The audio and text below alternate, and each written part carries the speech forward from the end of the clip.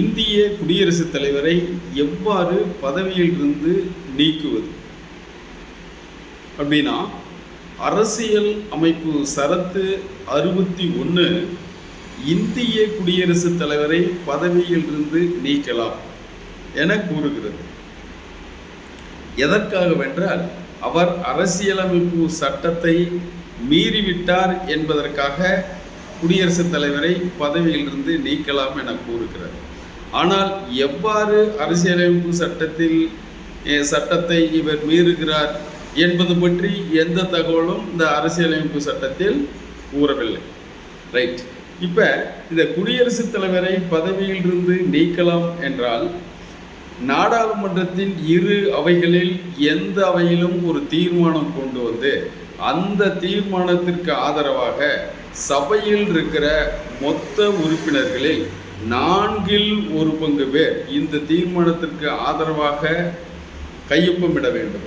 அவ்வாறு கையொப்பமிட்ட பின் இதனுடைய நகலை குடியரசுத் தலைவருக்கு இந்த விவாதம் நடைபெறுவதற்கு ஒரு 14 நாட்களுக்கு முன்னதாக அந்த குடியரசுத் தலைவருக்கு அனுப்ப வேண்டும். இந்த விவாதம் எந்த அவையில் வேண்டும் என்றாலும் நடைபெறலாம். லோக்சபாவில் நடைபெற்றால் அந்த லோக்சபாவில் அவைக்கு வந்திருக்கிற உறுப்பினர்களில் 3/2 பேர் இந்த தீர்மானத்திற்கு ஆதரவாக வாக்களித்தால் அந்த தீர்மானம் நிறைவேறப்பட்டதாக கணக்கில் எடுத்துக்கொள்ளப்படும். அவ்வாறு விவாதம் நடந்து கொண்டிருக்கும் போது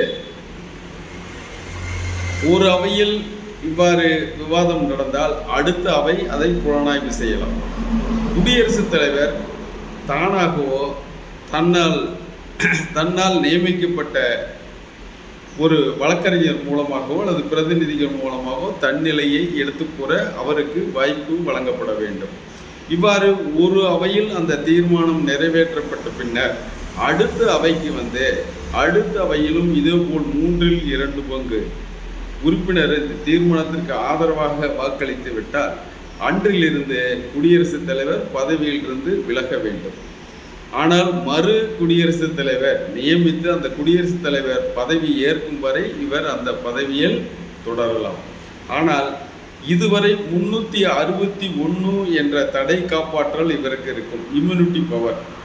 அந்த தடை காப்பாற்றல் படி இவர் ஏதாவது பதவியில் இருக்கும்போது ஒரு சட்ட நடவடிக்கைகள் இவர் செய்யும் எந்த செயல்களுக்காகவும் நீதிமன்றத்தில் இவரை ஆஜர்படுத்த முடியாது, இவரை கைது செய்ய முடியாது, தண்டனை வழங்க முடியாது.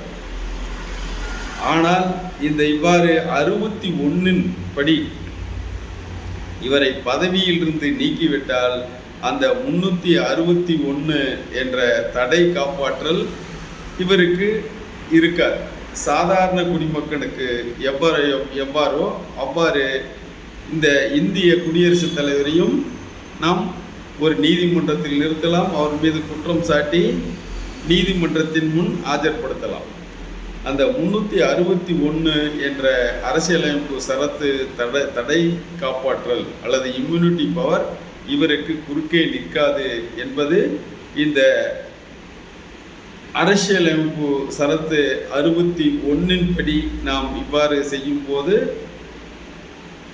அவர் பதவியிலிருந்து விலக வேண்டும். அந்த 361 தடை காப்பாற்றல் என்ற இம்யூனிட்டி பவர் இவருக்கு குறுக்கே நிற்காது. ஓகேவா? Thank you for all.